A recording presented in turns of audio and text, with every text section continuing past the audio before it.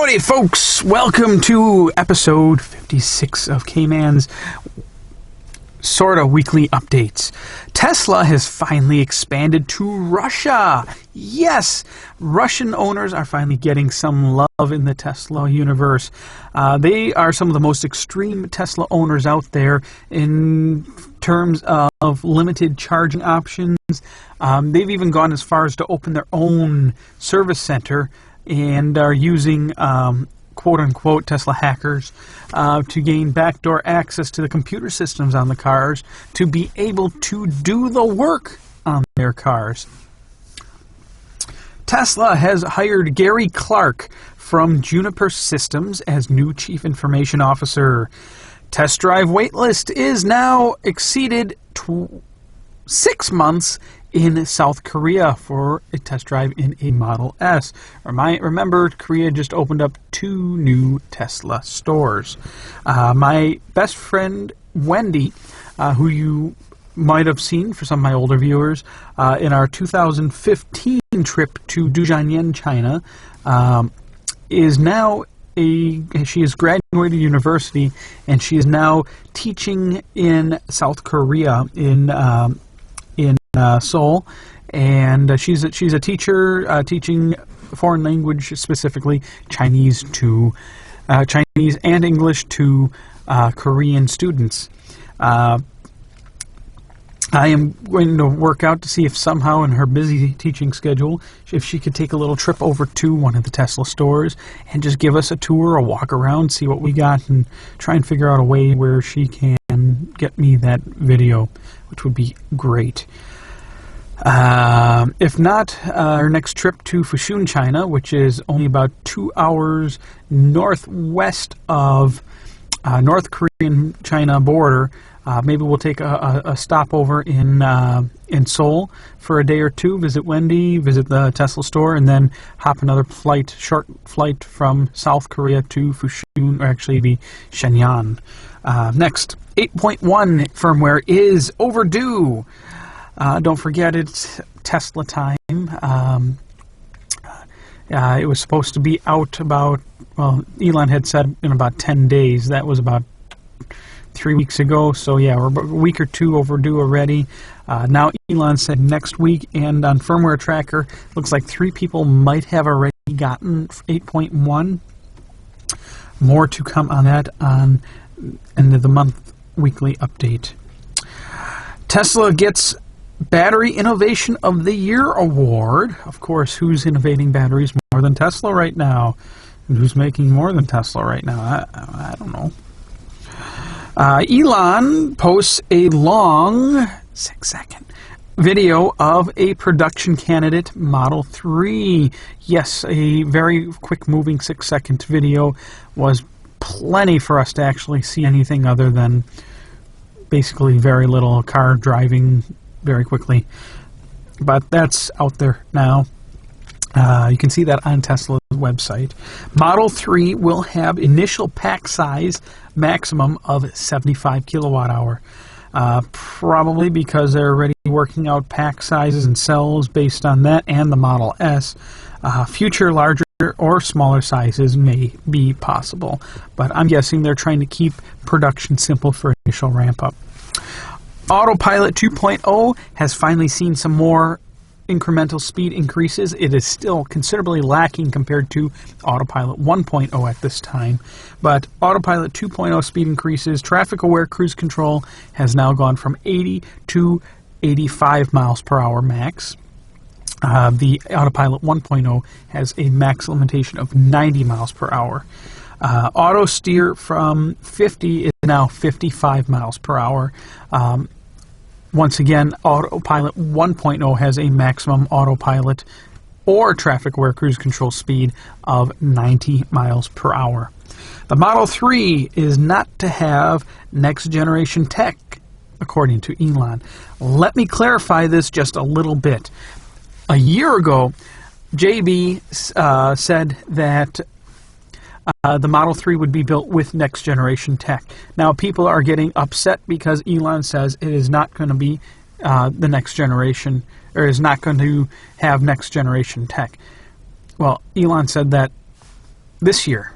That means this year is already last year's next generation. See what I mean here?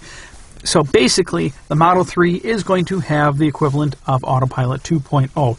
Also remember, Elon said that the Model 3 is not the next generation of Teslas. It is just the affordable version of Teslas. The Model S is still going to have superior technology to the Model 3. And if you think about it, it makes sense. The Model S is a much more expensive vehicle. You can't always get...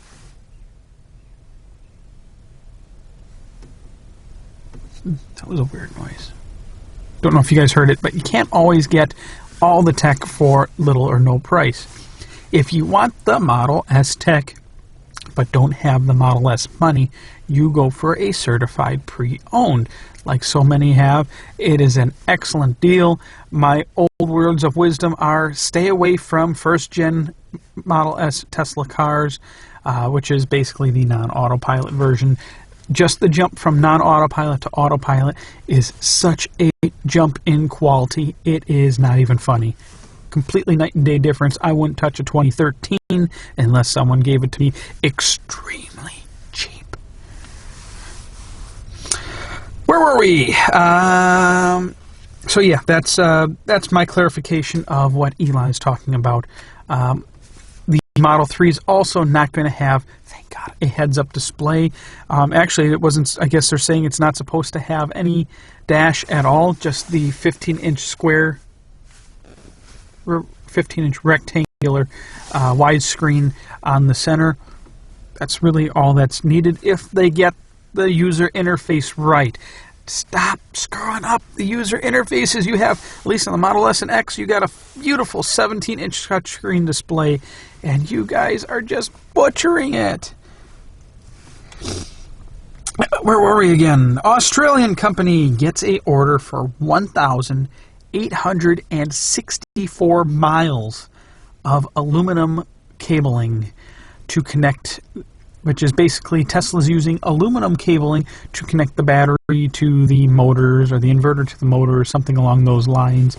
I'm surprised they're not using copper, especially with the power that Tesla is drawing through these motors. I wouldn't be surprised if the performance models are using copper, but or maybe they're just cutting the cost for the Model 3 or the dual motor, the non-performance dual motors, because you can really shave off some wire sizes by going with copper over aluminum, although it does greatly also increase the price of said wire. Did I hit the record button? Oh, I did. Oh, thank goodness. Because this is the fourth do-over of this video. Let's see.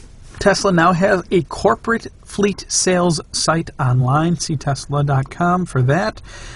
Tesla is also said to now be worth more than Ford. Not hard to believe. And pretty soon Tesla will not be one of the big three, will not be one of the big four. They're going to be the big one. Especially if the other manufacturers don't get their stuff in order. Still trying to figure out where I can test drive a Chevy Bolt and do a review on it. Looks like I might either have to go to Korea or California. Korea sounds a little more appetizing at the moment. No offense to Californians, but yeah.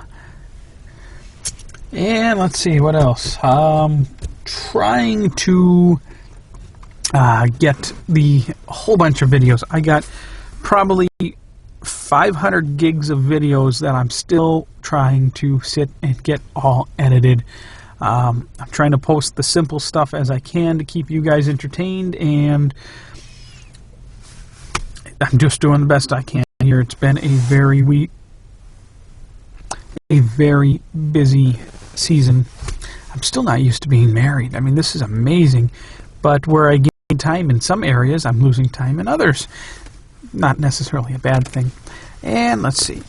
Lastly, or almost lastly, 28,000 mile range update is coming this weekend.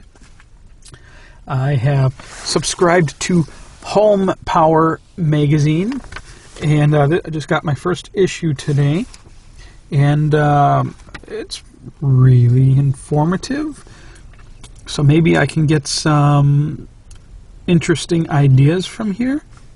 Wouldn't be a bad idea. So a tour video is filmed. Now I need to edit it, and it includes aerial drone footage. Yes, drone footage, awesome. I'll also be filming some drone footage this weekend. This video is getting too long. I promised I'm going to try and keep these shorter, so adios.